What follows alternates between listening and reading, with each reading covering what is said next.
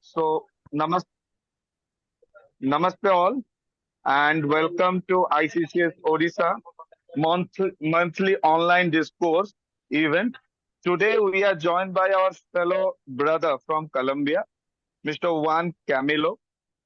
Mr. Juan comes from a family from a family of shamanic tradition, and he explores the pattern of nature and the cosmic consciousness attached to it, with interest in ancient technology of our forefathers. And he is like someone who does meditation and tries to know the intricate details of our universe. So, Mr. Wan, yeah, please, yeah. Namaste. Thank you, Ashutosh. Thank you for the invitation.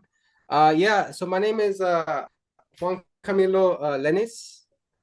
I'm 26 years old. I'm from Cali, Colombia. I've been here since 2017. I used to live in the United States in Florida. But I decided to come here so I can, be with my family and, just get in tune with my roots over here. So, yeah, this is the first time meeting you guys. Is it very good to meet you guys. I've known Ashutosh for a good while now, and so so we're here to learn some things about Colombia. Okay, so let's see, where could we start off? So basically, Colombia is a country northwestern of in South America. It's 1,000 miles off the coast to the I'm sorry, hold on.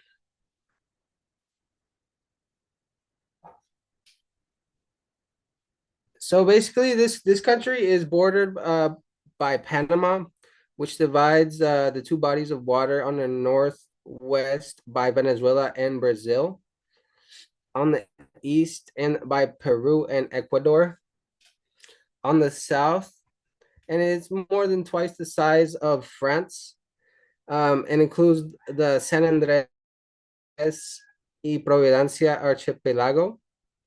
It's located off Nicaraguan coast in the Caribbean.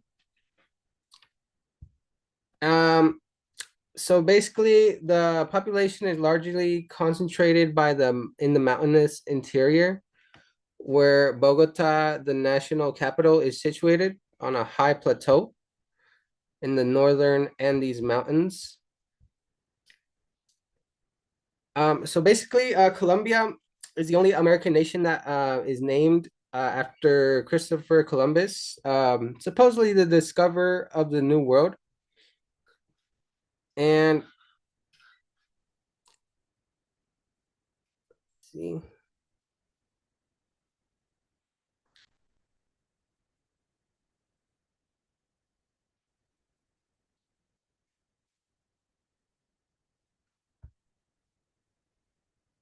Okay, give me one moment.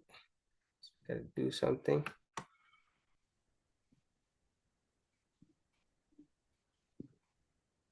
Is your internet slow, Juan? Oh, okay, my bad. Is my voice kind of laggy? No, no, no. No. So, Okay, if my bad. possible, Yeah. please switch. Yeah, if you can switch on your video, so it would Okay, be no good. problem. Yeah, bro.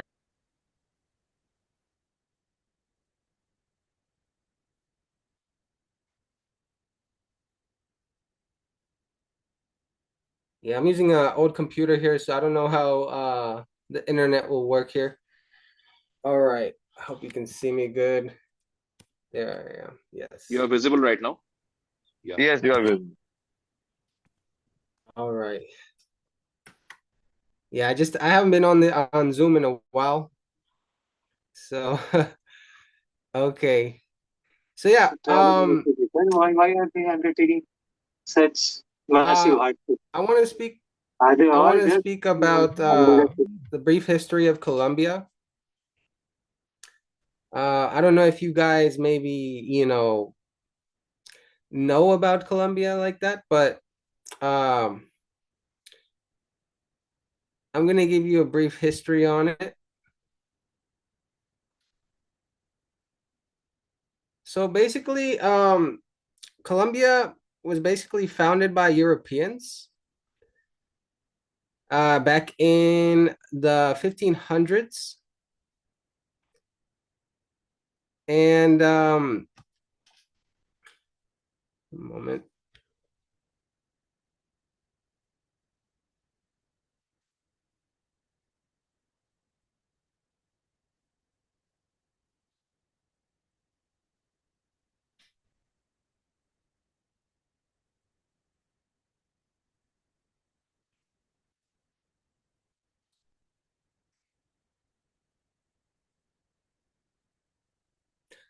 Can you just give me one moment? This computer is being very slow right now.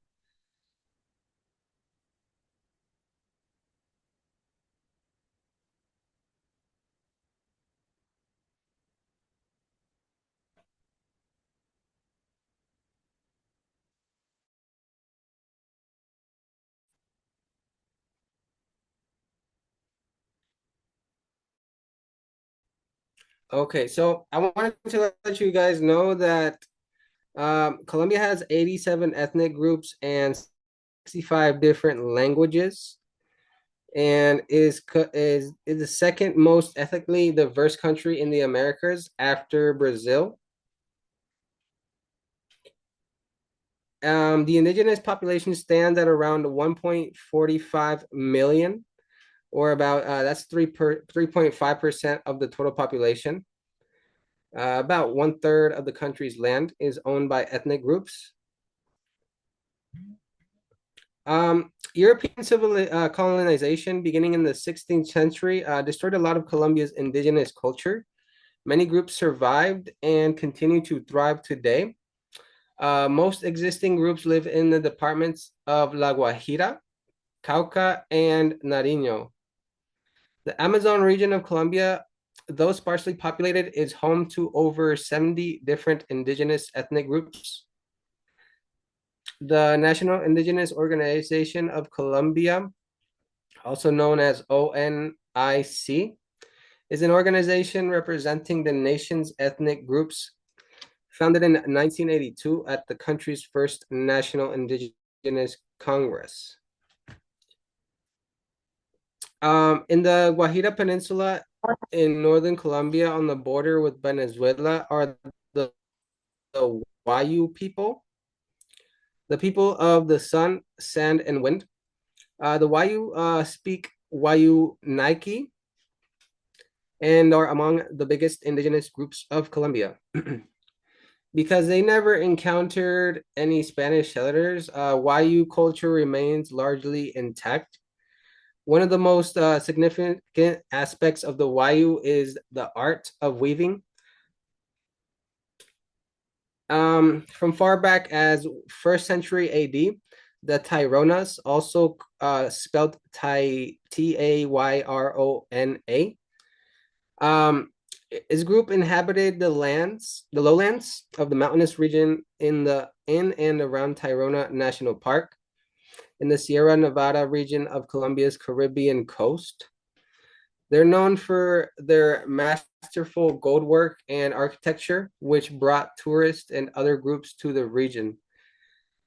Today, descendant groups of the Tayronas included the Aruhuaco, Wiwa, Kogi, and Cacuamo, numbering some 30,000.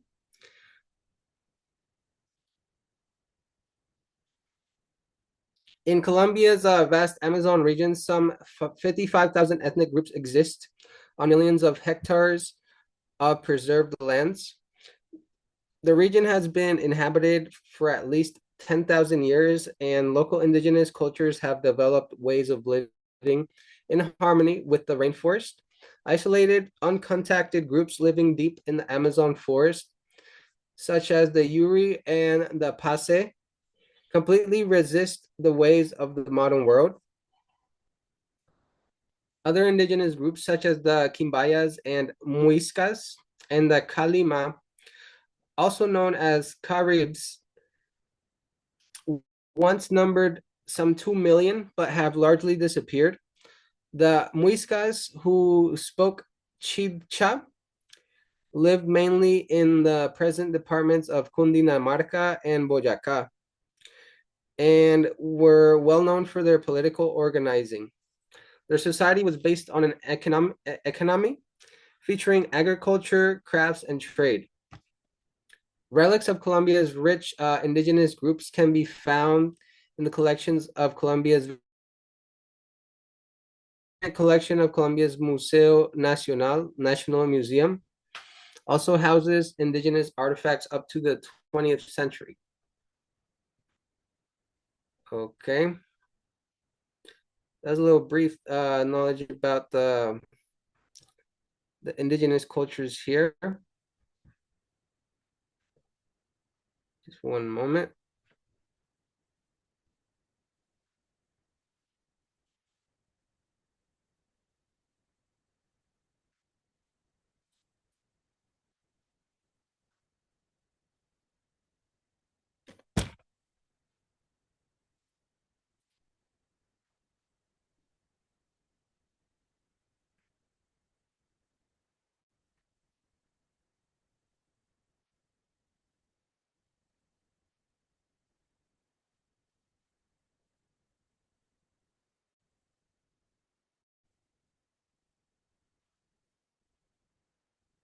So basically, Colombia strongly reflects its history as a colony of Spain. It is often referred to as the most Roman Catholic of the South American countries. And most of its people are proud of Spanish language. Its population is heavily mestizo, which means a mixed European and indigenous descent, with substantial minorities of European and African ancestry. The economy is traditionally based on agriculture, particularly coffee and fruit production, but industries and services are increasing in importance. Colombia is the most populous nation of Spanish-speaking South America. More than 1/3 of its inhabitants live in the 6 largest metropolitan areas, of which Bogota is the largest. The nation's political instability has been historically tied to the unequal distribution of wealth and the illicit trade in drugs, mainly cocaine. Remains a major disruptive factor in Colombian life.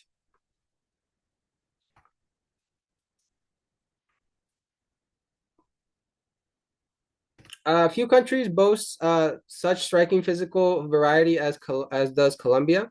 Its broken, rugged topography, together with its location near the equator, creates an extraordinary diversity of climates, vegetation, soils, and crops. The Andine Cordillera, one of the world's greatest mountain ranges, dominates the landscapes of the western part of the country, where most of the people live.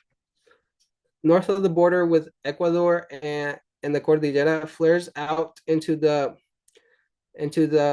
3 distant parallel ranges. 2 great river valleys, those of the Magdalena and the Cauca, separate them and provide avenues of penetration from the Atlantic coastal lowlands into the heart of the country. Volcanic activity in the geologic past blocked the middle course of the Cauca River to form a great lake that once filled the western Inter-Andine for some 120 miles south of Cartago. The river eventually broke through the dam to leave the level floor of the Cauca Valley at some 3,000 feet, 900 meters above sea level. Today is one of the nation's most productive agricultural areas. The Colombian Cordilleras belong to the northern portion of the Great Andean Mountain System, which extends along the Pacific coast of South America. The Andes are among the world's most youthful mountain ranges and among the highest. The geological history of the northern sector is less well understood than the central and southern parts.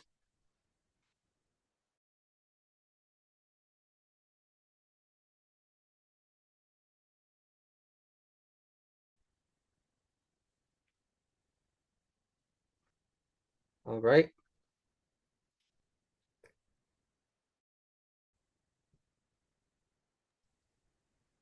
So the the Cordillera Central is the highest of the Andean ranges of Colombia, rising to an average height of 10,000 feet, which is 3,000 meters. It is a continuation of Ecuadorian volcanic structure. Crystalline rocks are exposed at several places on its flanks, and are the foci of localized gold and silver deposits. Sandstones and shales of the Paleogene and the Neogene periods, about 65 to 2.6 million years ago, are also part of the outer basement that has been caked by ash and lava derived from some 20 volcanoes on the Quaternary period, which is the past 2.6 million years.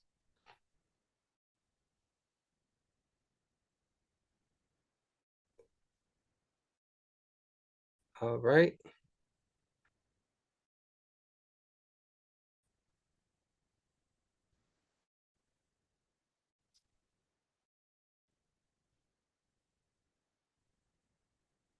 One moment.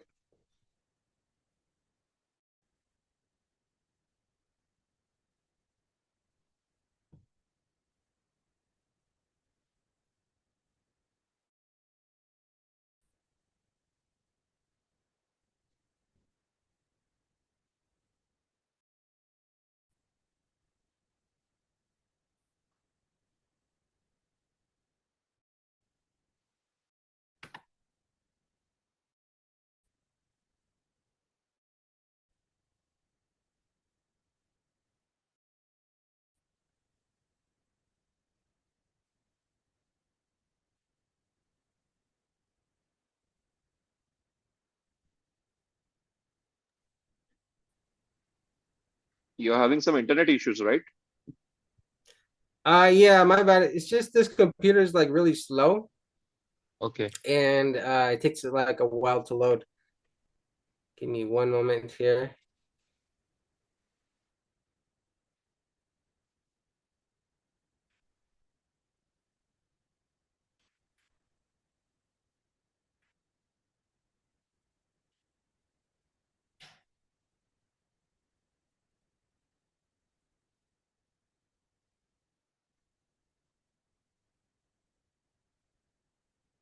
So I wanted to talk about the language here.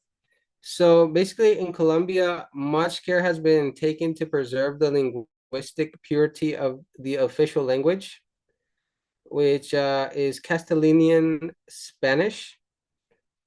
And there are close ties between the Spanish and the Colombian language academies. Spanish spoken in Colombia is nevertheless marked by the presence of numerous Colombians, many of which have been accepted by both academies. In addition to Spanish, there are more than 180 indigenous language and dialects belonging to such major linguistic groups as Arawakan, Chibchan, Cariban, Tupi, Guarani, and Uru Mangui. So approximately 3/5 of the population is mestizo, people of African and mixed African and European.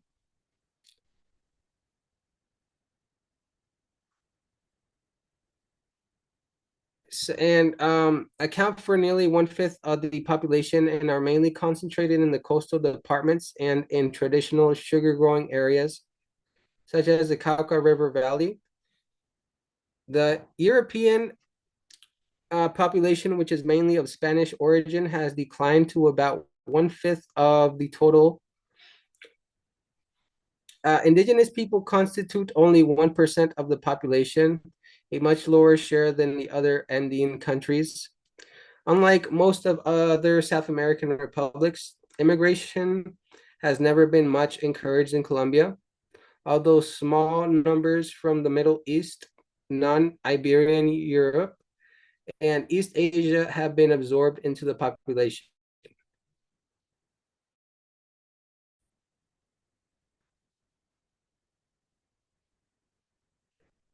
Um, so basically, the religion here, most Colombians are adherents of Roman Catholicism.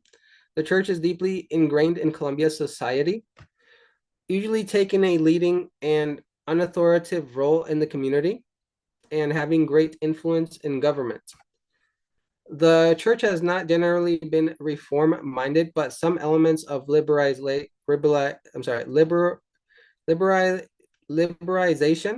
were evident beginning in the late 20th century. Religious freedom is guaranteed by the Constitution, and the role of Protestant and independent Christian communities is small but growing. There are also even smaller Jewish and Mormon communities. A few indigenous groups in remote areas still follow their traditional religions.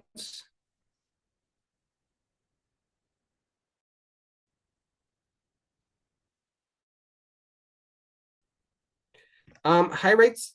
So basically, the demographic trends, high rates of population growth after World War II peaked in the mid 1960s. They subsequently declined due to moderate levels compared with the rest of Latin America, but were still high by world standards. The decline appears to have been in part the result of variety of government programs to reduce fertility, including family planning and educational services.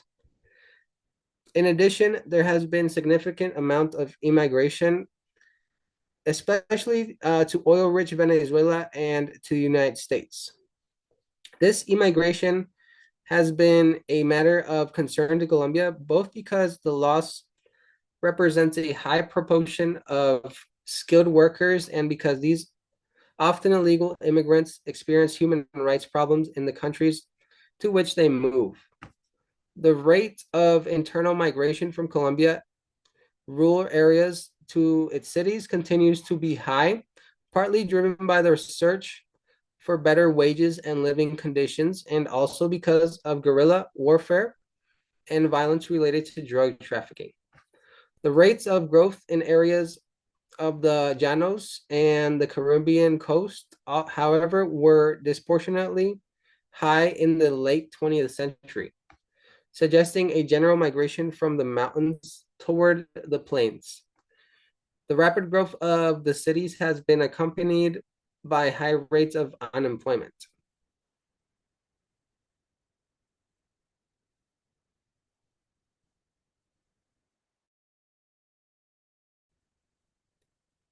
So, the economy of Colombia in the colonial period, the economy was based almost entirely on gold mining, including robbery of the metal from the grapes, over here known as huacas, of indigenous persons. The modern economy is much more broadly based, with the exploitation of hydrocarbon fuels and several metals. Agricultural production and the manufacture of goods for export and home consumption. Private enterprise dominates the economy, and direct government participation is limited to such industries as the railways, petroleum, and telecommunications. The government has attempted to foster economic stability and to encourage private enterprise through indirect measures, such as a favorable system of taxation and the extension of credit to new industries.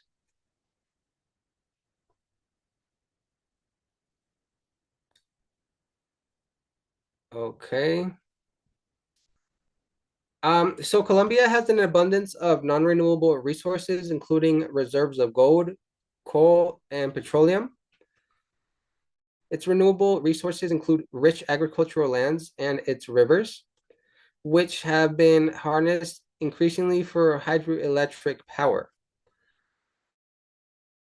Gold deposits, particularly in the west central section of the country, have been important since colonial times. In some areas, the gold-bearing gravels also contain silver and platinum.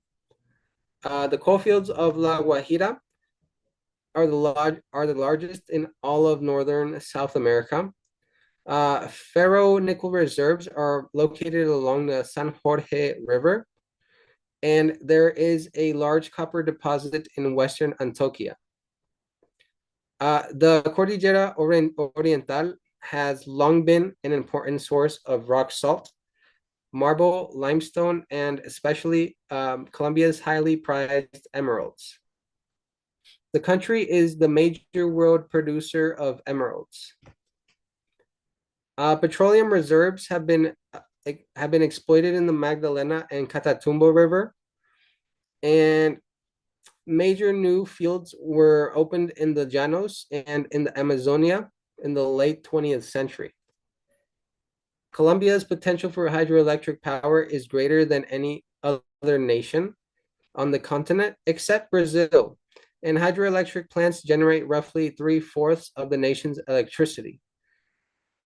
However, severe droughts have occasionally interrupted service, and supplemental thermoelectric plants have been built in many other areas. Okay, about the agriculture and forestry and the fishing over here. The mountainous character of much of Colombia's territory, along with the attendant climatic variations of the different vertical zones, allows for the production of usually wide range of both tropical and temperate zone crops, from bananas and sugarcane to wheat, barley, potatoes, coffee, corn. Modern agricultural techniques are employed, chiefly in those areas where they are adaptable to the topography. Chemical fertilizers are widely used, and large tracts of flatter lands have been placed under irrigation. Many farmers with small holdings, especially in the mountains, nevertheless cling to traditional methods of farming. Coffee has long represented the backbone of the Colombian economy, bringing premium prices on the world market and constituting about half of all legal exports. Trade in coffee has always been sensitive to sharp price fluctuations. However, in 1975, after a severe Brazilian frost destroyed the nation's coffee, crop prices soared for Colombian coffee. Exports and the nation consequently suffered high levels of inflation. During other periods, low coffee prices have stalled economic development. Although coffee had declined to about 1/8 of legal exports by the mid-1990s, the country was still second only to Brazil in its production. The crop grows best at elevations between 3,300 and 6,300 feet, which is about 1,190 meters above sea level. The farms or estates, also known as fincas, on which it is produced, are concentrated in the central parts of the three Andean ranges. A few are on the slopes of Santa Marta Mountains. Holdings tend to be small. Colombian coffee traditionally has been grown under nitrogen fixing leguminous shade trees, but with the introduction of high yielding Caturra variety. Plantings have increasingly been made in the open sunlight. Bananas and plantains rank as important fruit crops. Most of the bananas are exported from plantations in the Uraba region of the Caribbean coast. Sugarcane is a major crop in the warm and temperate zones, but most of the large plantations and processing plants are located in the alluvial lands of the Cauca Valley near Cali. Some of the sugar is exported, but domestic markets consume the bulk of the production. Corn, also known as maize, over here, the traditional staple of rural peoples, especially those in the mountains, is grown everywhere except for the Paramos zones. In some areas, it is widely consumed as a form of beer called chicha. In the cooler highlands of the Nariño Plateau and in the Cordillera Oriental, potatoes are a prominent crop.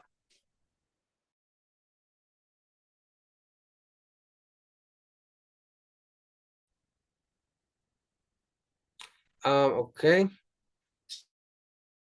So basically, locally, other less significant crops over here are tobacco, sesame, African oil palms, cacao, peanuts, grapes, soybeans, and citrus fruits.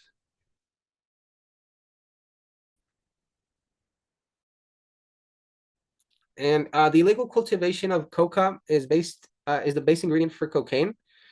Is widespread in Colombia. Its production has been driven by powerful drug cartels and also was facilitated by the Marxist guerrilla organization known as the FARC. During its long armed conflict with the Colombian government in the first decades of the 21st century, the United States, the ultimate destination for much of the cocaine, joined with the Colombian government in drug interdiction efforts and programs to eradicate coca cultivation, including the provision of subsidies to farmers who shifted to growing legal crops. Stock raising is a major activity and source of wealth, especially in the lowlands, the Sinu and the San Jorge River valleys. The savannas of the Atlantic lowlands and the llanos are the regions with most of the beef cattle. Dairying is especially well developed in the high plateaus of the Cordillera Oriental. Poultry raising has expanded as a result of the application of modern techniques.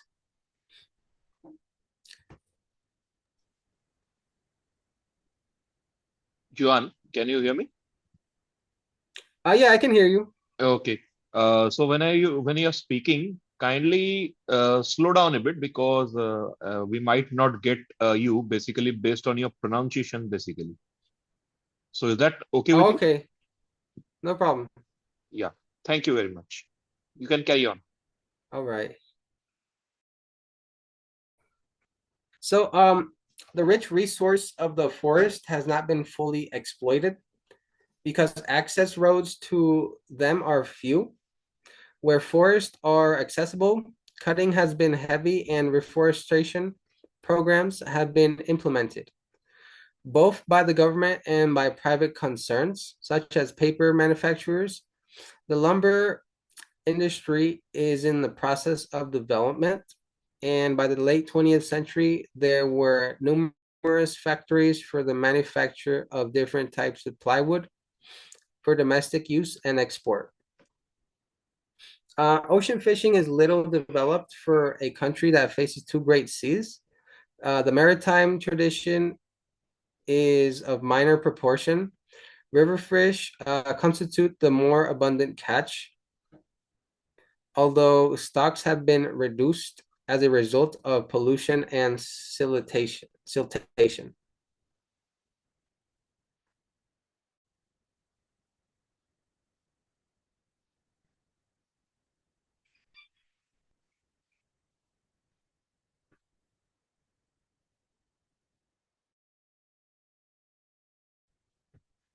All right. So a little bit of the banking system here. So the banking system is composed of a central bank, which is called the Banco de la República. More than 30 general banking institutions, some of which are partly foreign owned.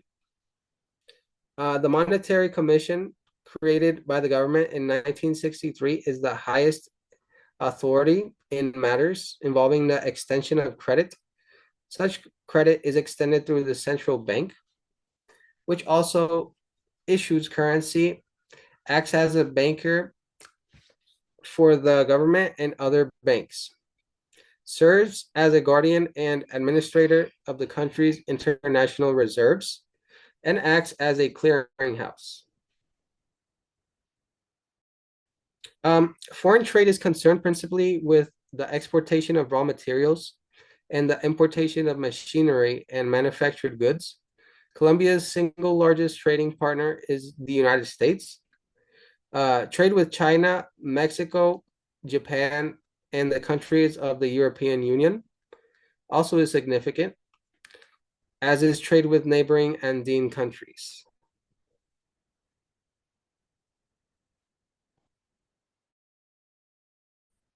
Exports consist largely of crude petroleum and petroleum products, coffee, chemicals, textiles, fresh cut flowers, and coal.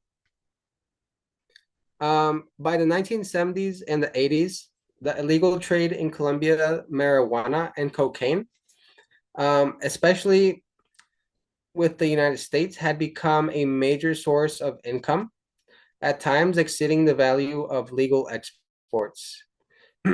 Despite government efforts to combat the Colombian drug cartels, intercept cocaine shipments, and eradicate coca fields through aerial spraying.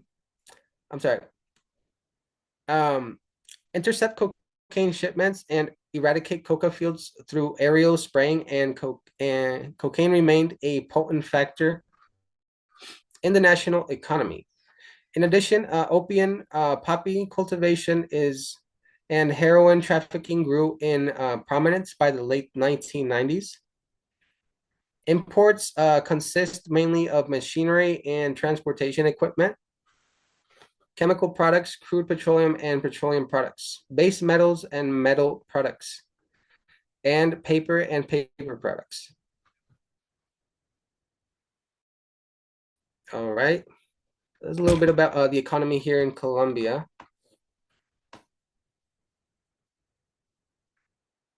One moment.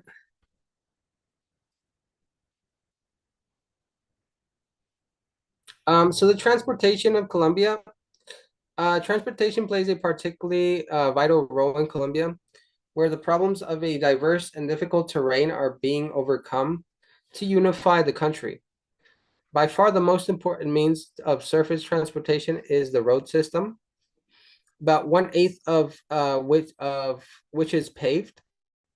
Two parallel main roads extend toward the interior from the Caribbean ports, one following the Cordillera Oriental to Bogota and Santa Marta, the other passing through Medellin and Cali and Popayan to the Ecuadorian border. A branch from the first leads to Cucuta and into Venezuela. There is, however, no overland communication with Panama and Central America. Because of the difficult terrain in the Darien Gap, which separates Panama and Colombia and breaks up the northern and southern sections of the Pan-American Highway. Road extension and improvement is a priority of the government. For most domestic cargo today moves by truck. Frequent landslides make highway maintenance difficult. One of the most important transverse routes passes through the Cordillera Central, linking Bogota with Cali in the Cauca Valley, and Buenaventura, the major Pacific port.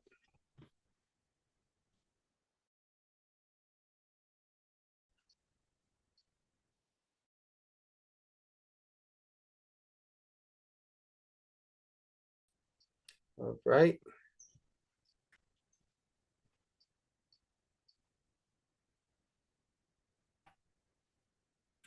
So a little bit about the educational system over here. So the educational system includes kindergartens, preschool facilities, primary schools, secondary schools, and other educational facilities that offer training in industry, domestic science, veterinary science, business, nursing, theology, and art. 1 moment.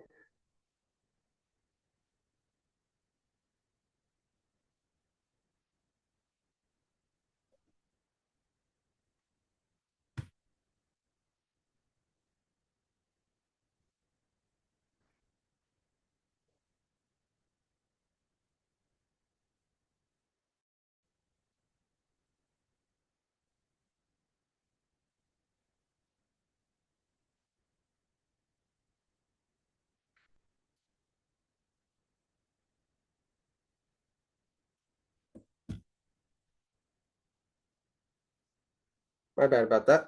Okay, so yeah, we're talking about the education system here.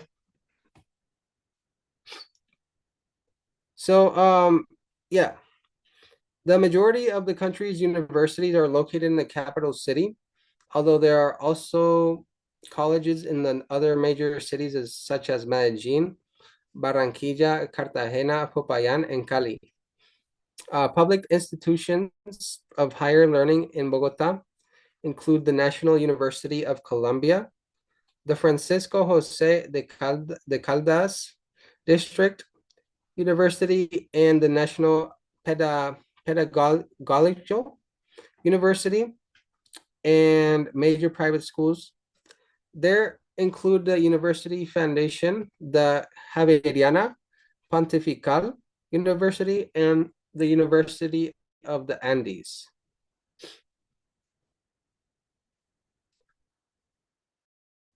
All right, a little bit of the cultural origins.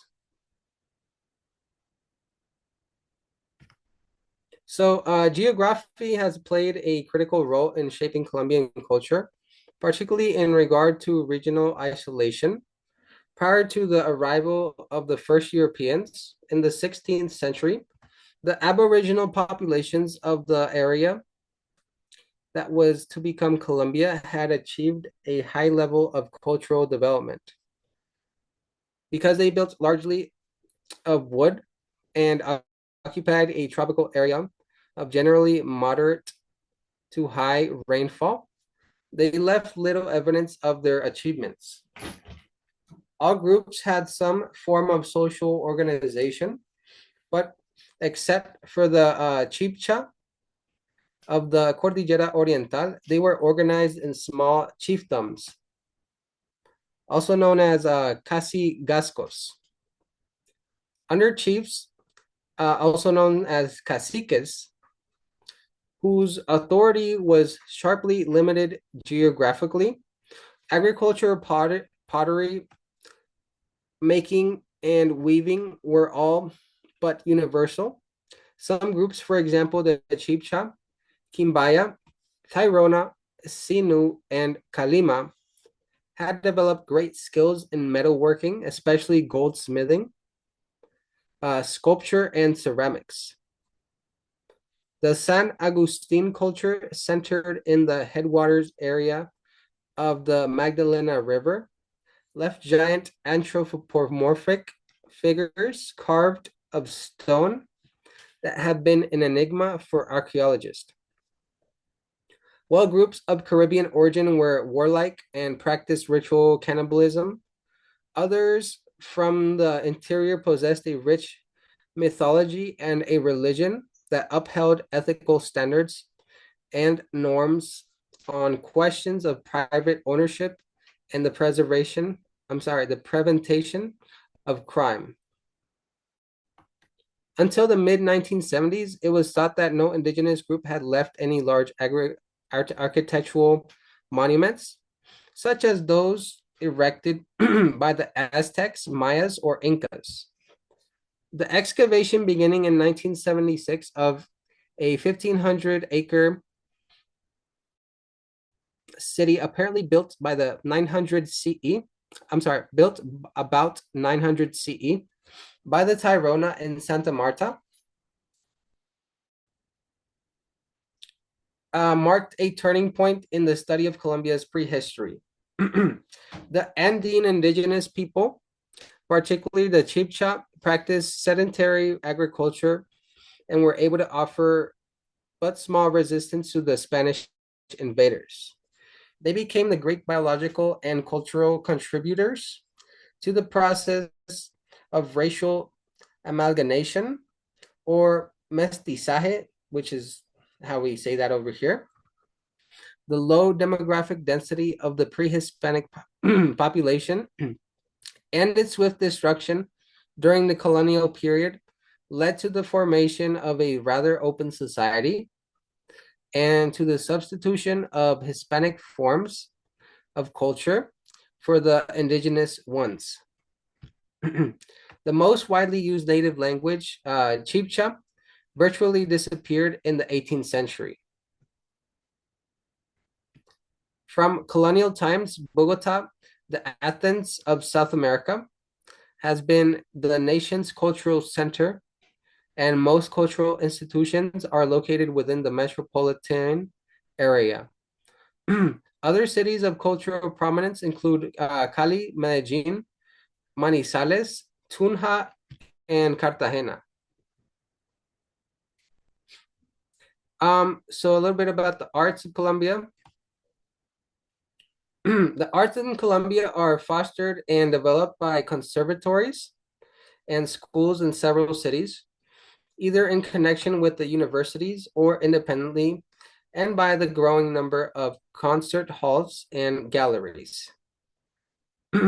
Persons of middle income levels display considerable curiosity and the desire to be informed about contemporary artistic developments.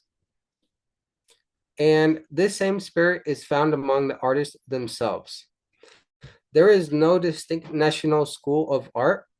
The most outstanding Colombian artist is the painter and sculptor Fernando Botero, whose themes reach beyond regional taste and temporal values to people worldwide. Numerous exhibitions in the 1990s exposed Botero's work to a broad international audience.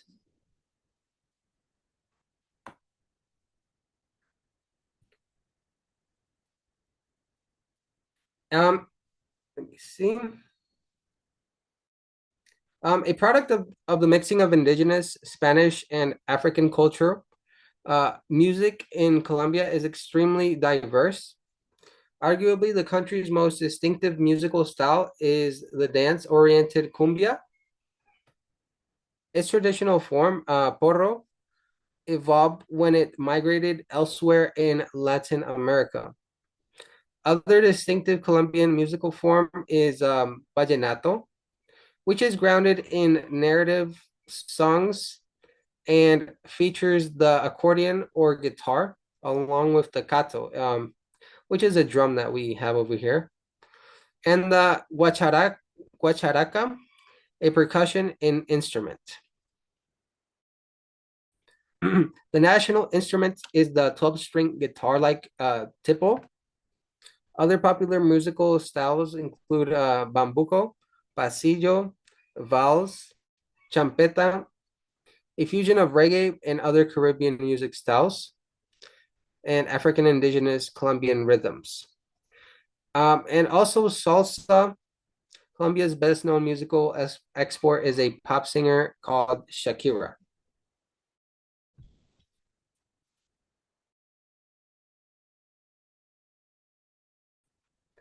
All right.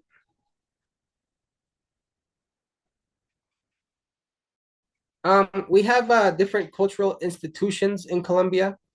The history and culture of Colombia's indigenous people are revealed in several museums of outstanding reputation. The Gold Museum in Bogota possesses the world's finest and largest collection of worked gold, the product of extraordinarily skilled craftsmen whereas the Bogota Museum of Colonial Art has a rich collection of Creole, religious sculpture and painting. The National Museum displays treasures and relics dating from prehistoric times to the present and possesses various collections of Colombia painting and sculpture. The July 20 Museum contains documents from the period of independence.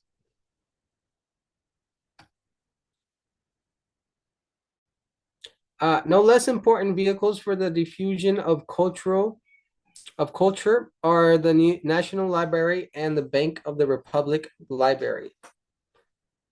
The latter containing a vast amount of reading material, exposition and music halls, and a concert theater outside Bogota.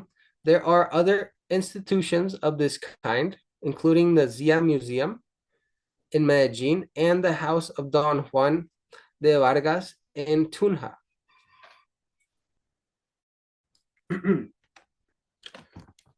So the daily life and social structure here, although regional differences are slowly disappearing, people are often known by the administrative department in which they live. The Antioqueños, Santandereños, Tolimenses, Nariñenses, Bogotanos, and Boyacanos are recognized by their dress, diet, and speech. The most socially and economically prominent group is the Antioqueños, who migrated from Antioquia southward along the Cordillera Central and Occidental during the 19th century. Numbering some 5 million, the Antioqueños grew about 3/4 of the nation's coffee and control much of Colombia's trade, banking, and industry until the death of drug cartel leader Pablo Escobar in 1993. Antioqueños dominated the drug trade.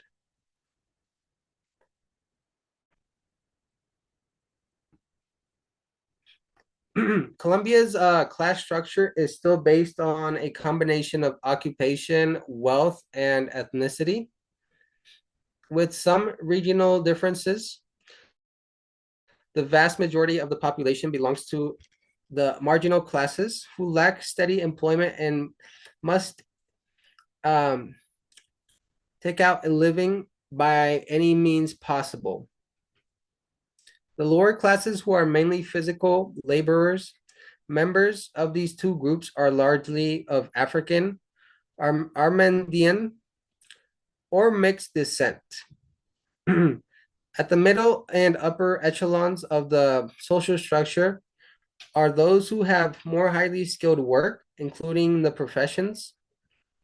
Although the middle classes have such occupations, they lack the wealth and perhaps the European heritage of the upper class. At the apex of the upper class is a tiny group of wealthy traditional families, of which almost are all pure Spanish background.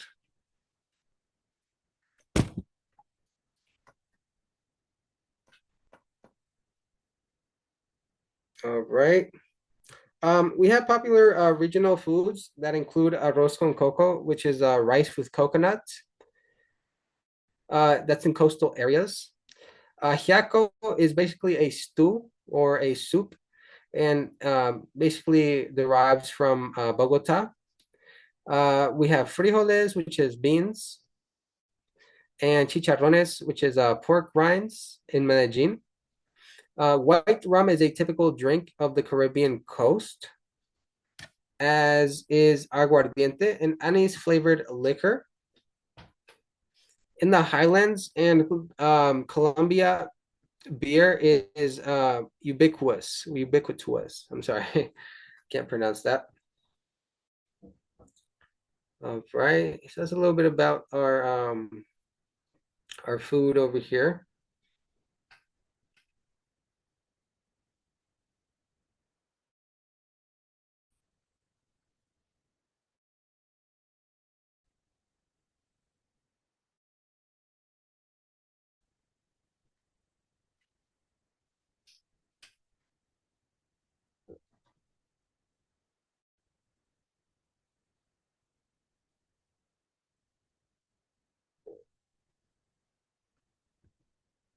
One moment. So a little bit about the conquest of Colombia back in history. So basically, European exploration of the Caribbean coastline was accomplished by Rodrigo de Bastidas, who in 1500 sailed to the Caribbean coast from Cape of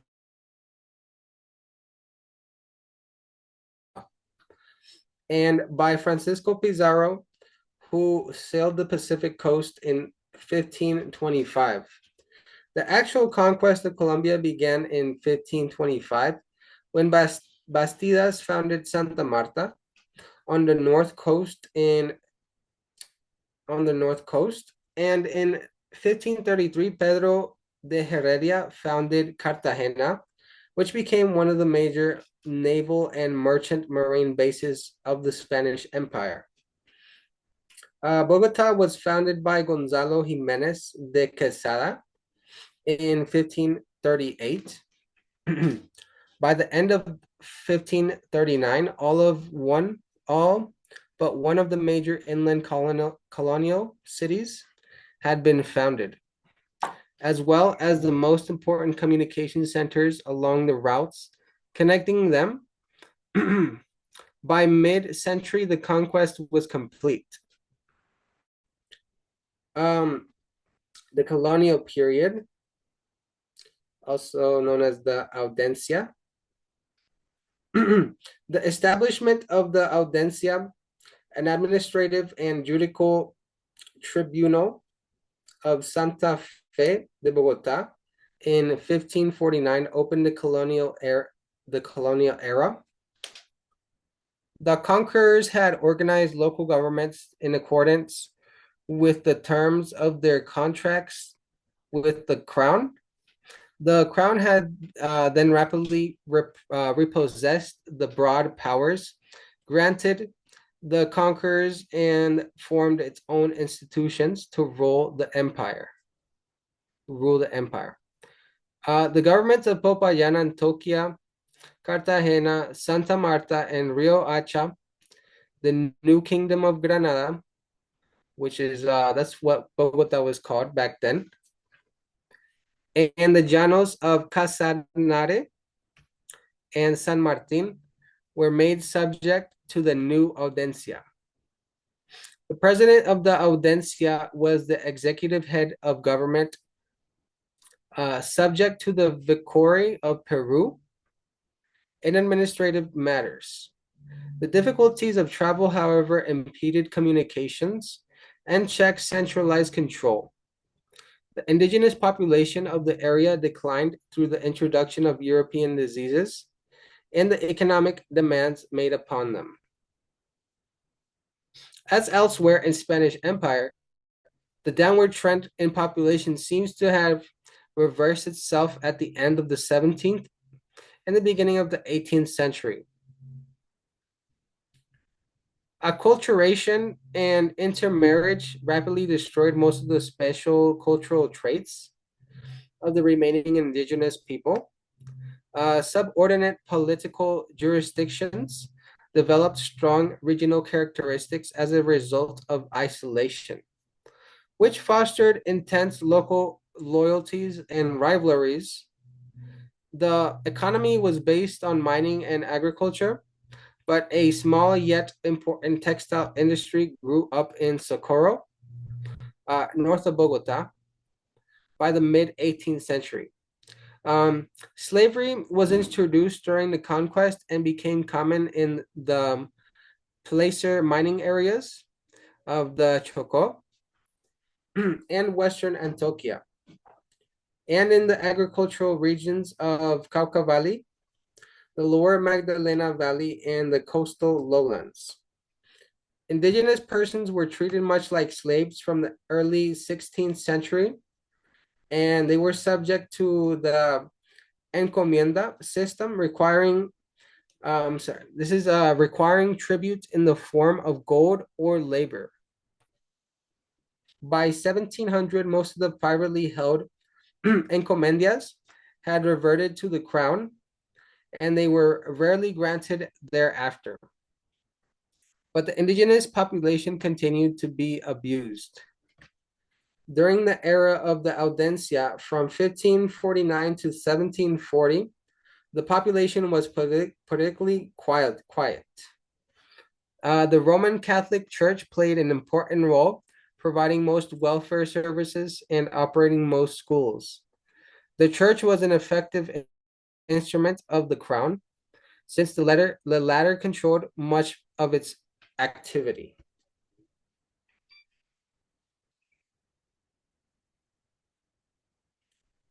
One moment.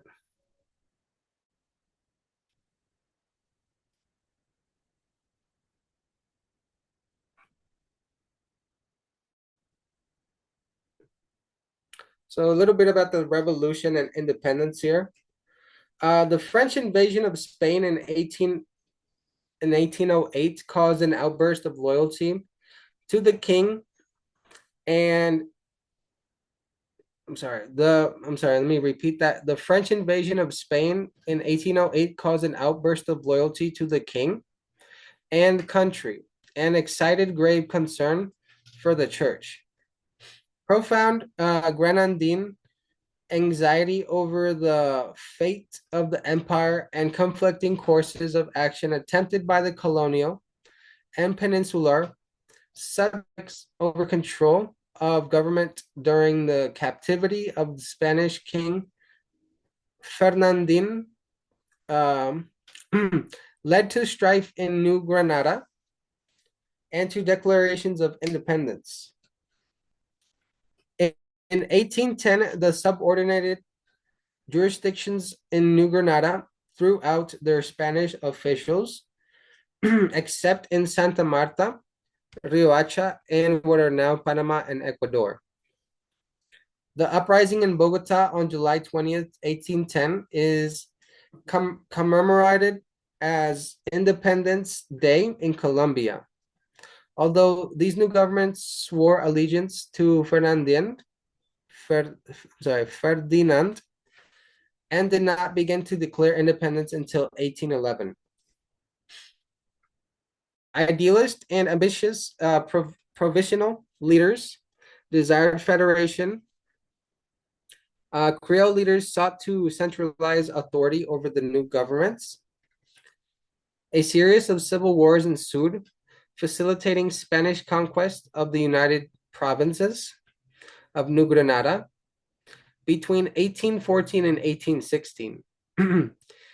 A remnant of Republican forces fled to the llanos of Casamare, where they recognized under Francisco de Paula Santander, a Colombian general who remained a prominent figure in Granadine politics until his death in 1840. Any remaining loyalty to the crown was alienated by the punitive, arbitrary conduct of the European and partisan troops, whose actions gave validity to the attack on the Spanish civilization that began late in 1810 and continued through the 19th century. The rebel forces of Casanare joined those of Simón Bolívar in the Orinoco Basin of Venezuela.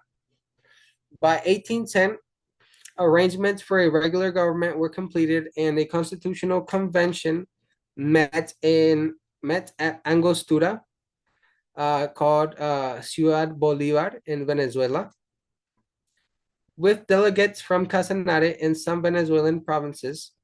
In the same year, Bolívar invaded Colombia and decisively defeated the Spanish forces on August 7th at Boyacá, where they followed the decisive battle of Carabobo.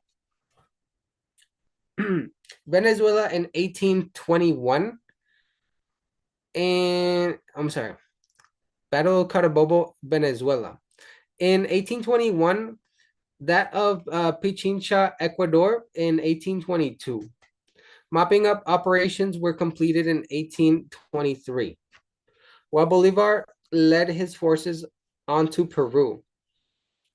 The Congress of Angostura laid the foundation for the formation of the Republic of Colombia. This was between 1819 and 1830, which was generally known as Gran Colombia because it included what are now the separate countries of Colombia, Panama, Venezuela, and Ecuador. The republic was definitively organized by the Congress of Cucuta in 1821. Prior to that time, the government was highly military and hierarchically organized, with regional vice presidents exercising direct power while its president, Bolivar, was campaigning. Organized as a centralized representative government, the republic retained Bolivar as president and acting president Santander as vice president. All right.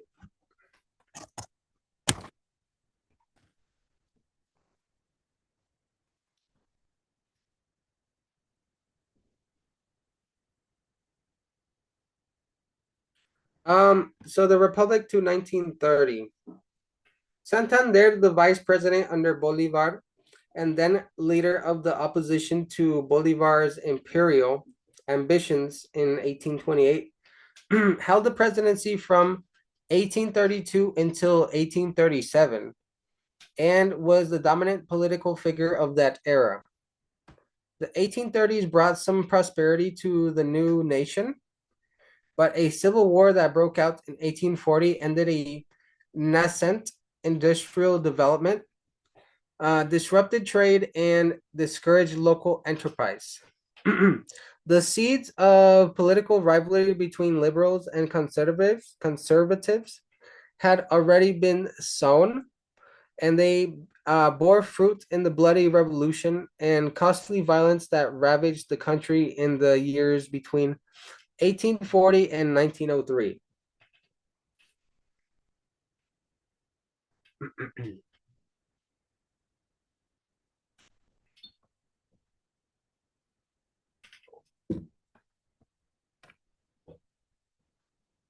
So, Colombia's modern political history began in the late 1840s with the delineation of the liberal and conservative parties. General Tomás Cipriano de Mosquera, a conservative during his first term as president during 1845 through 1849, replaced the government monopoly on tobacco sales with private monopoly and expanded international trade. These changes increased in the production and the export of tobacco, but reduced the tax income of the national government.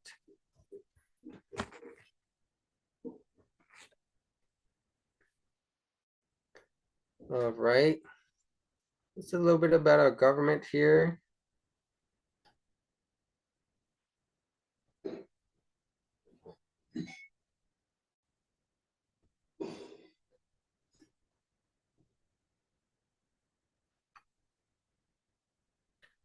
One moment.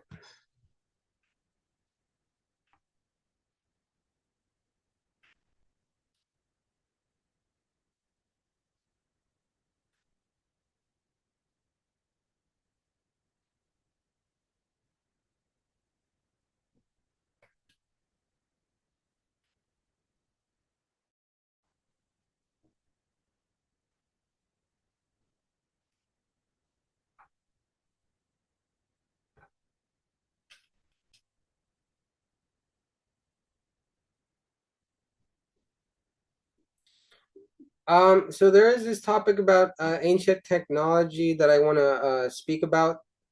Although this requires a little bit more research on my end.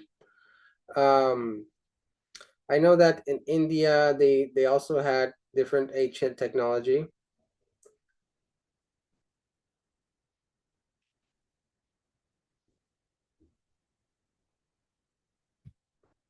But basically over here we had technology that dealt mostly with making with craft making, like making fabrics, wood ores,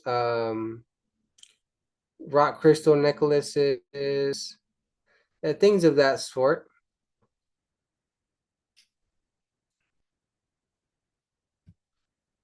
Give me one moment.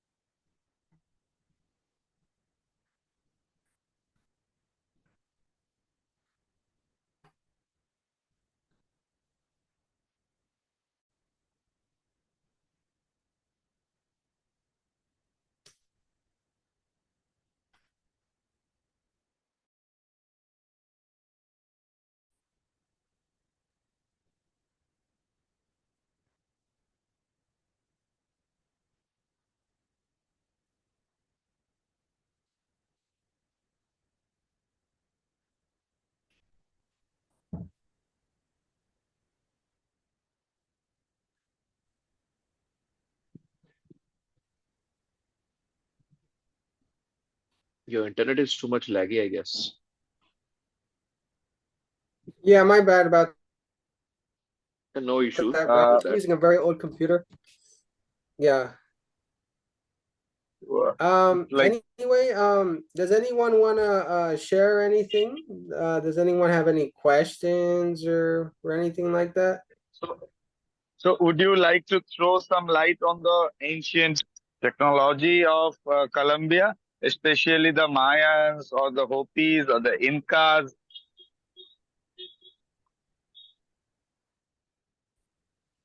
Yeah, I want to, but I'm still like, how to explain it? I'm still learning a little bit more about that. Okay. There's a lot of things, to look on. I don't know if you maybe know a little bit more than me on that. I know you guys have a lot of different, temples and ruins in India. We have very similar things too, but not as much as you guys have over there. I feel like India has been able to preserve their ancient culture a little bit more. Yeah. Yeah. But the thing is like this: if we can get something on the Mayans or the Incas or something like that. Um, sure. Like I told you, I'm still like learning about this.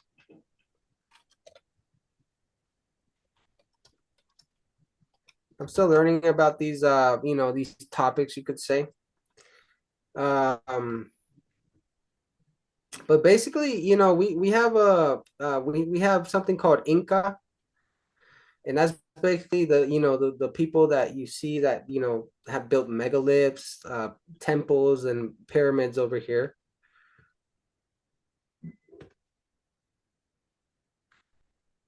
Yeah.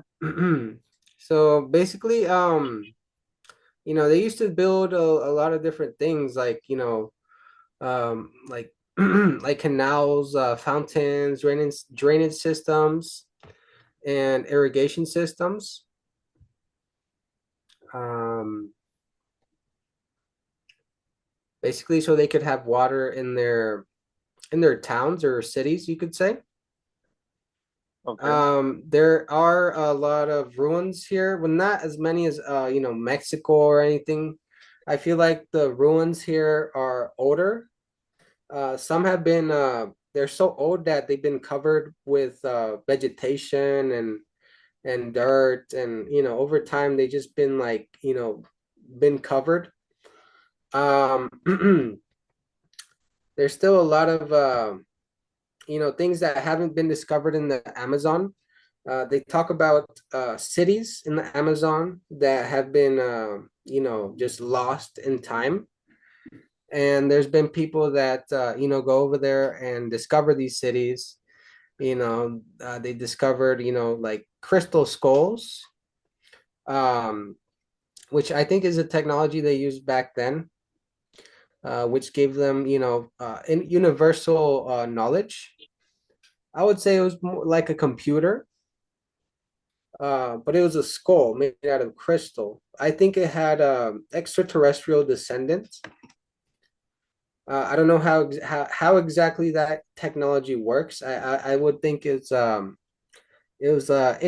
interface with your mind where you could like connect to it telepathically, and it would give you information, just out of nowhere, you could say. So I think they got a lot of their ideas handed down by extraterrestrials. But it's just really hard to tell, what kind of extraterrestrial race they were, communicating with. Um, Most people, like most of the indigenous, because they didn't know exactly what they were, so they kind of treated them like gods, you know, like sun god, wind gods, water gods, and all that. Um, but yeah, back then, like today, I think people may call these gods the Watchers, and they were kind of like there to guide humanity, from what I've been learning. Um, but there's so much here to explore. Maybe could you how to explain it? Hold on.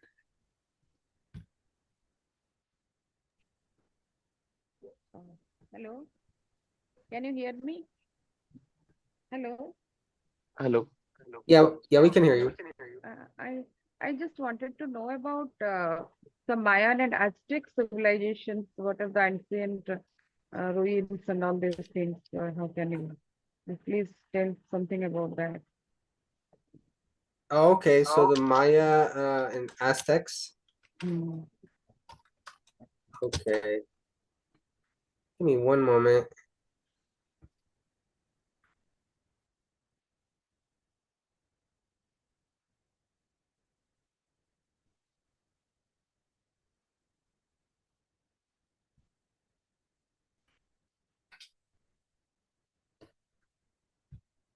So yeah, basically, like the Maya, from what I know, like the Maya were the ones that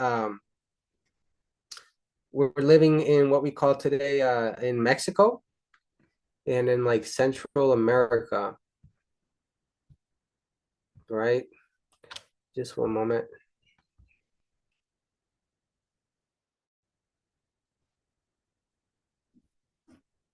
So basically, the Maya, also known as the Mesoamerican Indians, occupying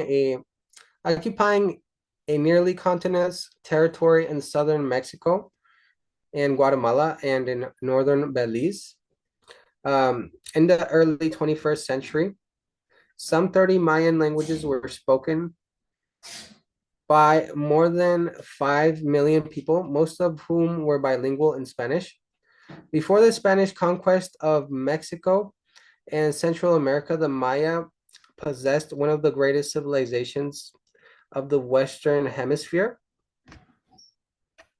They practiced agriculture, built great stone buildings and pyramid temples, worked gold and copper, and used a form of hieroglyphic writing that has now largely been deciphered. As early as 1500 BCE, the Maya had settled in the villages and had developed an agriculture based on the civilization of corn. beans, and squash. By 600 CE, sweet manioc, also known as cassava, was also grown. They began to build ceremonial centers by 200 CE. These had developed into cities containing temples, pyramids, palaces, courts for playing ball, and plazas. The ancient Maya quarried immense quantities of building stone, usually limestone, which they cut by using harder stones such as chert. They practiced mainly slash and burn agriculture, but they used advanced techniques of irrigation and terracing. They also developed a system of hieroglyphic writings and highly sophisticated calendrical and astronomical systems. The Maya made paper from the inner bark of wild fig trees and wrote their hieroglyphs on books made from this paper. Those books are called codices. The Maya also developed an elaborate and beautiful tradition of sculpture and relief carving. Architectural work and stone inscriptions and reliefs are the chief sources of knowledge about the early Maya. Early Maya culture showed the influence of the earlier Olmec civilization. The rise of Maya began about 250 CE in what is known to archaeologists as the classic period of Mayan culture, lasted until about 900 CE.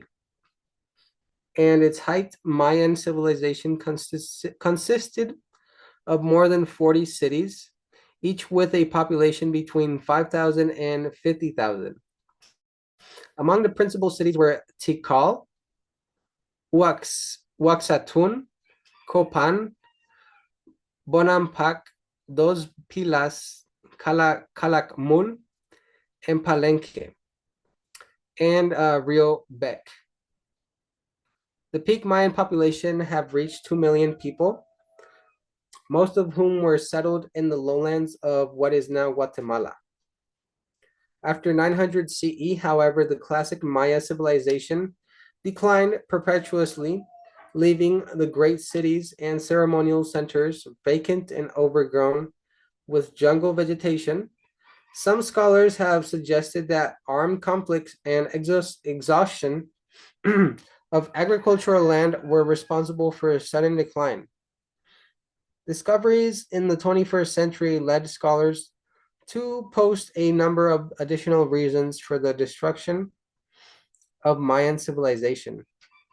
One cause was probably the war related disruption of river and hand trade routes. Other contributors may have been deforestation and drought.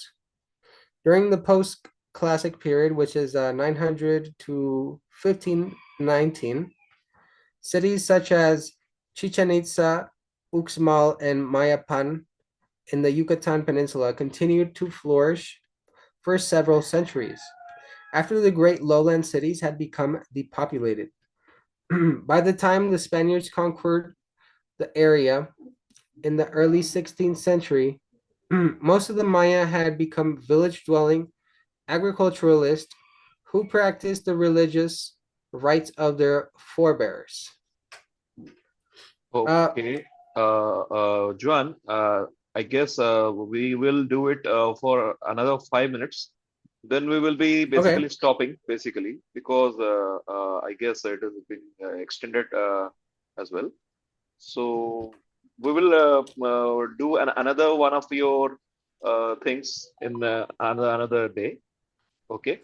So you can means you can explain more on that, but I'm just extending it for 5 minutes more, basically. Okay, is that okay with you? Okay. Yeah, I'm sorry. Explain on what again? No. What I'm saying is, you can actually have a talk basically on the Mayan and Aztecs Incas. Yeah, the Mayans, the Incas, and the Hopis in another next session. uh, so that it can be, because today what you told us, it was mostly Colombia, and it was a great talk, because we absorbed a lot about Colombia through your words, and most of us must be like have observed like how Colombia really is, and how is the socio-cultural thing, and the structure of Colombia as per government, and the geographical one. So next time we can be more on the tribes, and maybe the building ancient buildings, the ones that you have told is inside the forest, and which have been covered by the vegetation, and the dirt and all.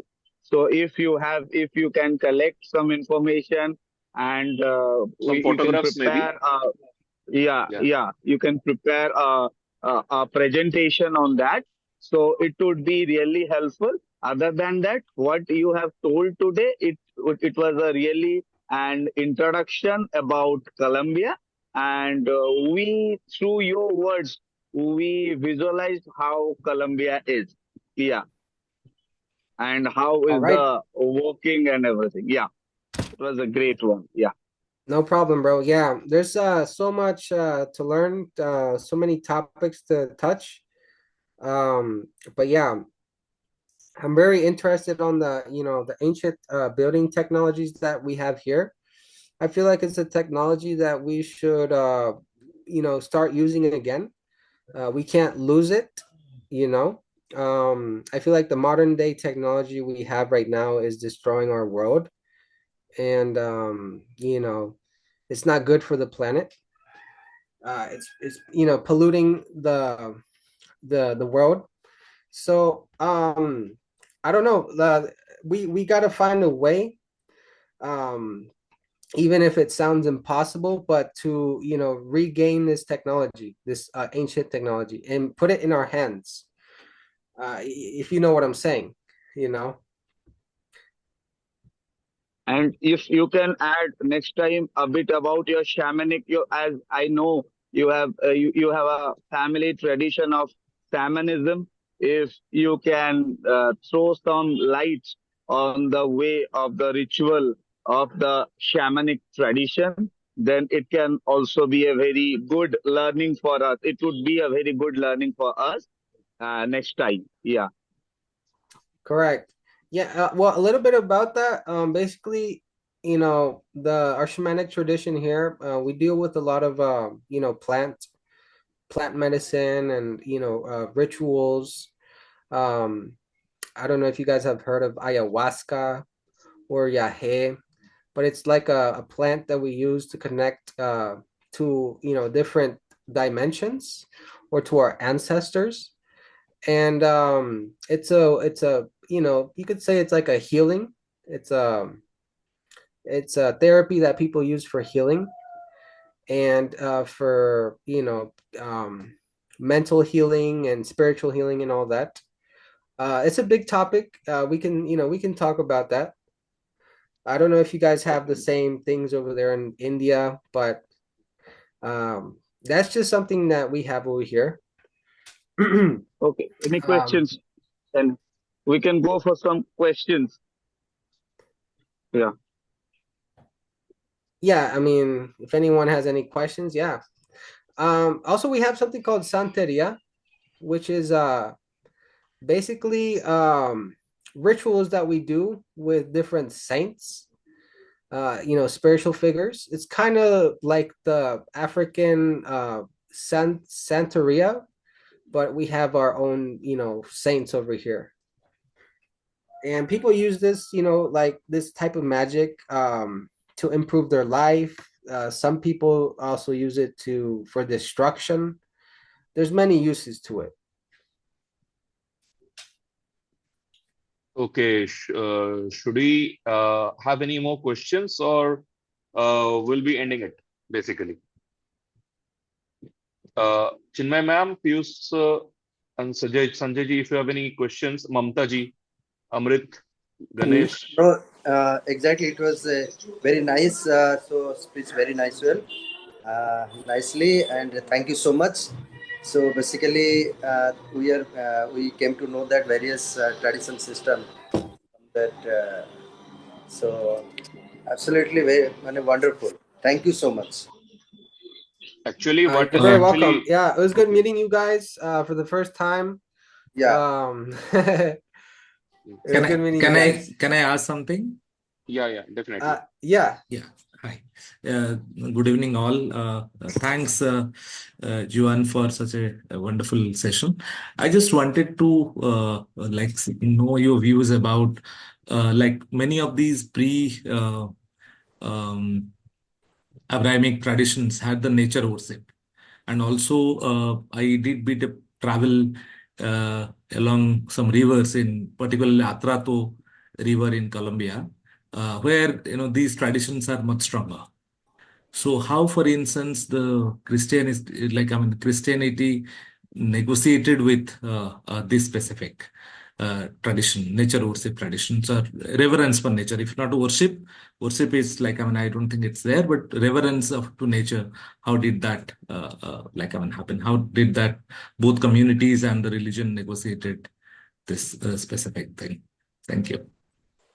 Oh, okay. So yeah, about that. So basically, like I was explaining, the people who conquested Colombia, the Europeans, the Spanish, were the ones that brought religion here. But before that, it was more of a nature type thing where the indigenous people, they worshipped nature gods, sun god, wind god, water gods.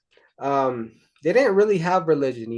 That was brought here by the Spanish and the Europeans, which they brought Christianity and Catholic and all that.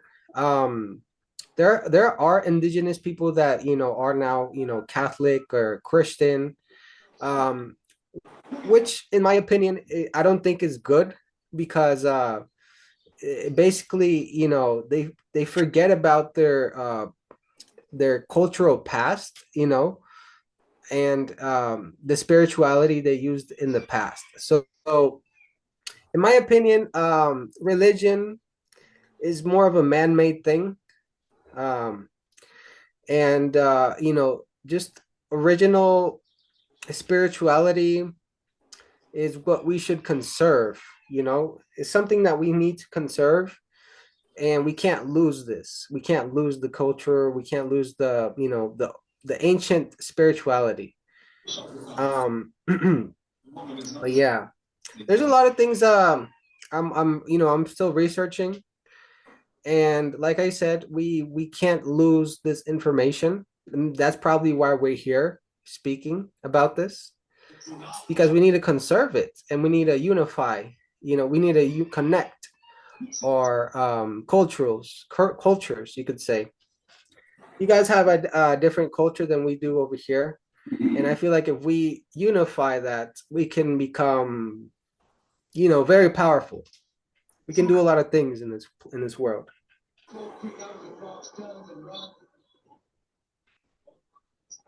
Thank you. All right. Okay, so we wrap up the things. Asutosh can do that. Okay.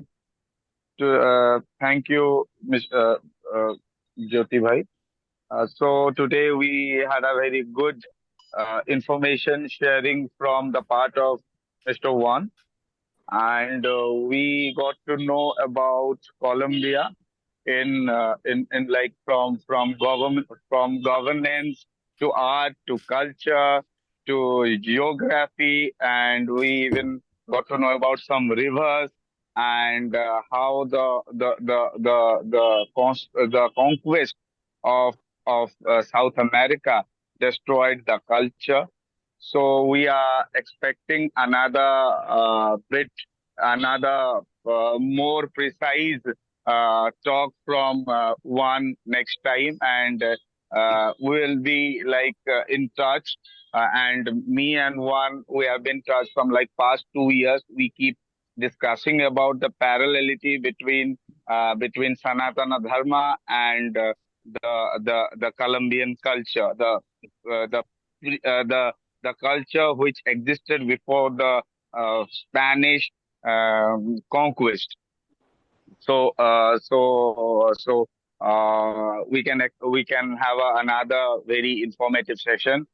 We can keep that for next time. And today, in this online event, we were joined by like our karyakartas from Delhi, from ICCS Bharat, and also from the Odisha chapter. And we are like very thankful to all who joined and were present to know about the Colombian culture. And like we are very thankful for Mr. Juan, our speaker for the event, and everyone who joined us. Thank you. Namaste. Namaste, Thank you everyone. so much, Thank you. Ashutosh. Thank you. Namaste, everyone. Thank you. Thank you so much. Thank you. Namaskar.